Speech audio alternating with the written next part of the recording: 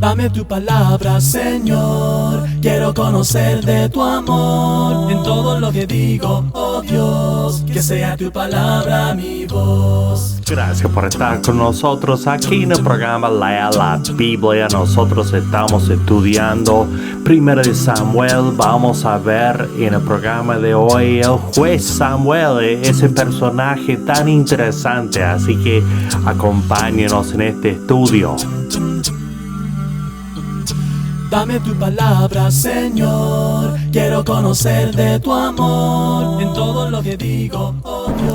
Aquí estamos nuevo con el programa Lea la Biblia. Gracias por estar con nosotros. Yo soy Timothy Archer, aquí en Texas. Y yo soy Bruno Valle desde Managua, Nicaragua. Gracias por estar con nosotros esta semana en Lea la Biblia. Y nosotros estamos viendo 1 de Samuel y hoy estamos viendo el personaje Samuel, que como hemos dicho, cumplió varias funciones dentro de la nación de Israel, y lo primero que vemos en él, que él es juez, él es caudillo del pueblo, ¿no? Sí, es un gran caudillo del pueblo. Ahora, hay que ubicarnos en el contexto de lo que es 1 de Samuel.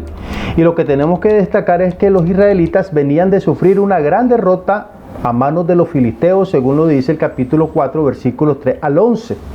Lo que pasó fue que la perversión, la inmoralidad, digámoslo así, espiritual de la nación era bastante profunda, comenzando con los hijos de Elí, que eran Ofni y Fines. Estos eran pervertidos básicamente, y la Biblia cuenta que en una batalla perdieron a una gran cantidad de personas, 34,000 para ser exacta. Primero se perdieron 4,000 personas. Tremendo. Y luego 30,000 en otra batalla. Entonces, esto indica la degradación espiritual, y esos fueron los resultados, las derrotas que ellos tenían ante sus enemigos naturales. El secuestro del arca del pacto por los filisteos es una forma narrativa en la que se nos indica que la presencia gloriosa del Señor ya no estaba con ellos y por eso sufrían semejante derrota. La decadencia entonces espiritual del pueblo fue lo que provocó su caída ante los enemigos que tenían en ese entonces.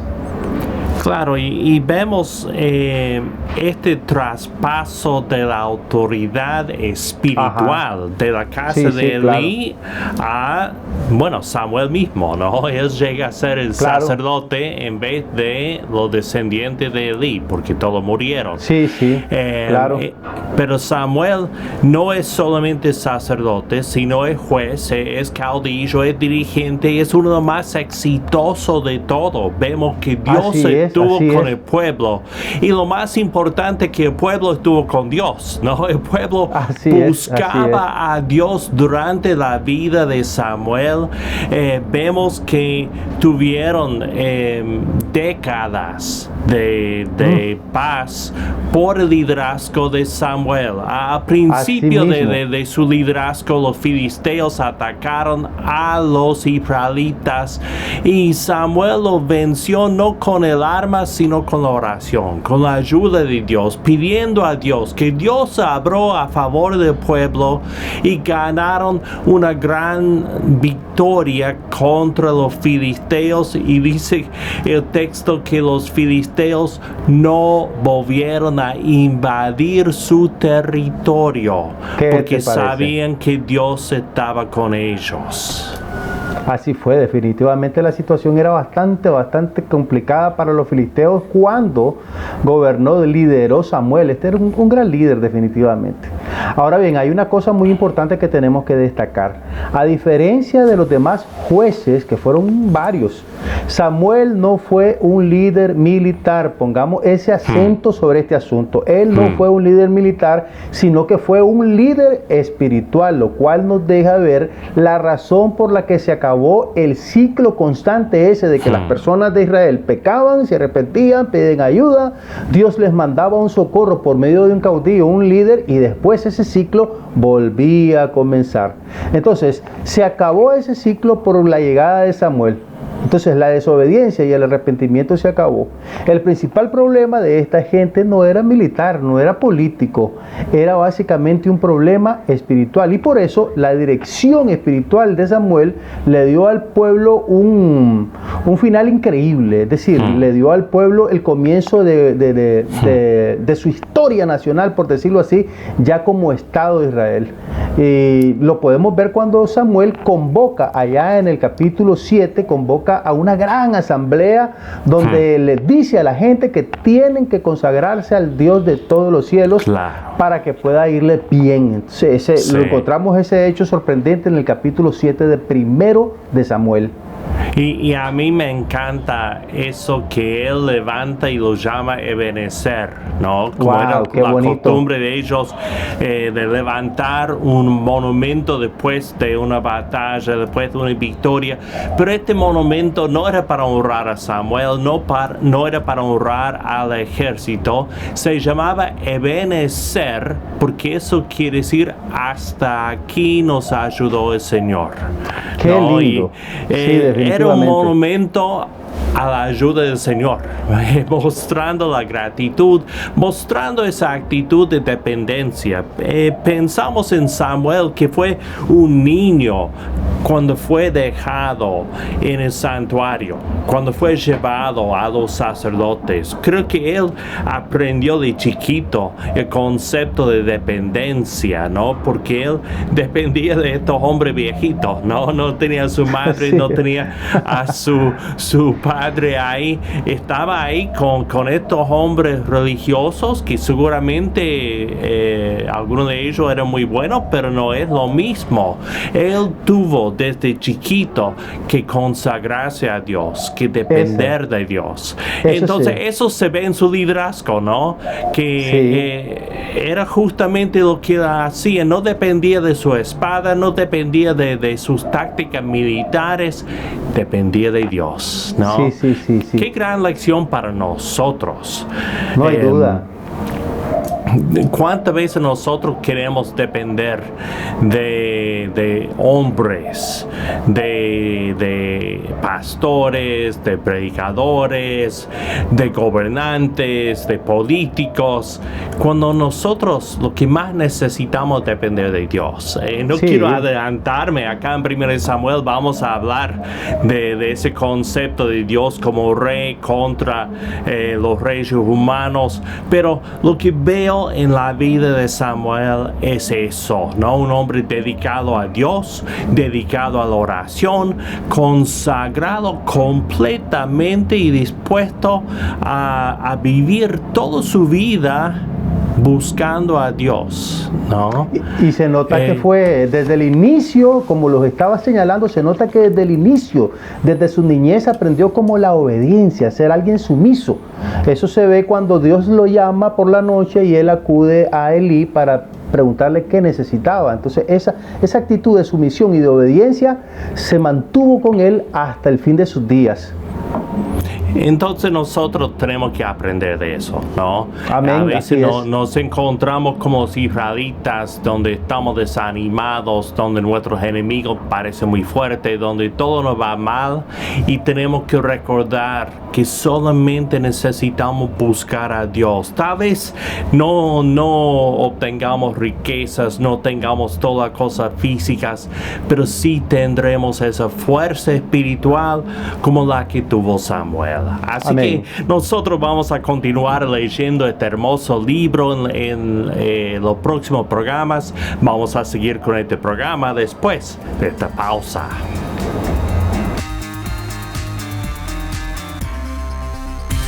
Estos son los filisteos y el arca en 60 segundos. Vemos en 1 Samuel 4 que los israelitas estaban peleando con sus enemigos, los filisteos.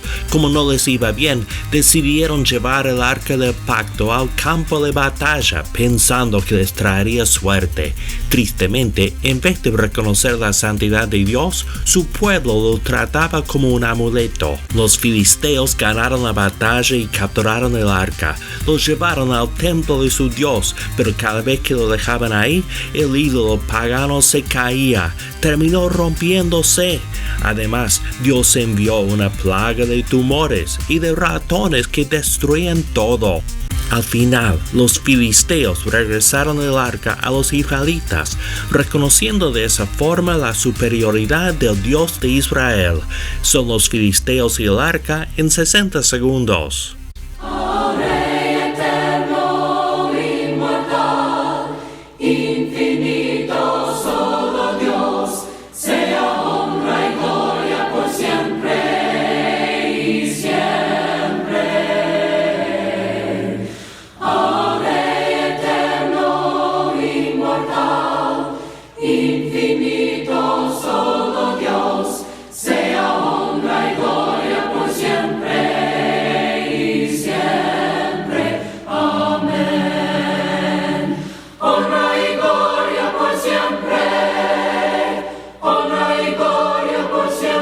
Muy bien, vamos a seguir pensando en 1 Samuel, pensando en la persona que se dedicó al Señor y se dejó usar por el Señor. Llegó a ser un gran líder, un gran juez, un gran sacerdote, la persona que necesitaba Israel en ese momento, pero no tanto por sus talentos. No se nos dice que él haya sido gran orador, ni gran militar, ni nada de eso. Lo que vemos en Samuel es que fue una persona dedicada a la oración, dedicada a depender de Dios y vivir según las ordenanzas de Dios. Y pienso que tenemos una gran lección para nosotros, que en vez de depender de nuestras habilidades, tenemos que aprender a depender de Dios y buscar en Él todo lo que necesitamos. Él nos preparará para las obras que Él quiere que hagamos. Bueno, vamos a concluir este programa después de esta pausa. El principio y el fin, y el gran yo soy, me rindo a ti, el Todopoderoso, el que es y que será, y el gran yo soy, me entrego. Yo quiero que gobiernes mi vida, me doy en sacrificio a ti. Yo quiero que gobiernes. Nuestro Padre que estás en los cielos, te pedimos, oh Padre, que estés hoy con cada oyente de este programa, que estés bendiciendo sus casas y sus vidas, que proveas todo lo necesario para ellos, para que no tengan que preocuparse por el futuro. Esto pedimos en el nombre de nuestro Señor Jesucristo. Amén. Y que siempre viva en tu voluntad. Quiero animarle, amigo mío, a tomar unos momentos cada día para leer la Biblia y meditar sobre lo que lee. Para ayudarle en sus estudios, nosotros podemos facilitarle sin costo ni obligación un estudio guiado sobre la Biblia que le ayudará a entender lo que lee. Nuestros oyentes de Cuba pueden hacer su pedido a la siguiente dirección: Lea la Biblia, apartado 2662, Matanzas, código postal 40100. Invitamos a los oyentes de otros países a que nos contacten por WhatsApp en el número 505-7526-8121 o por correo electrónico radio@lealabiblia.com. También puede buscarnos en Facebook en Lea la Biblia Radio. Yo soy Bruno Valle. Este ha sido el programa Lea la Biblia. Hasta la próxima. Tu palabra, Señor, quiero conocer de tu amor.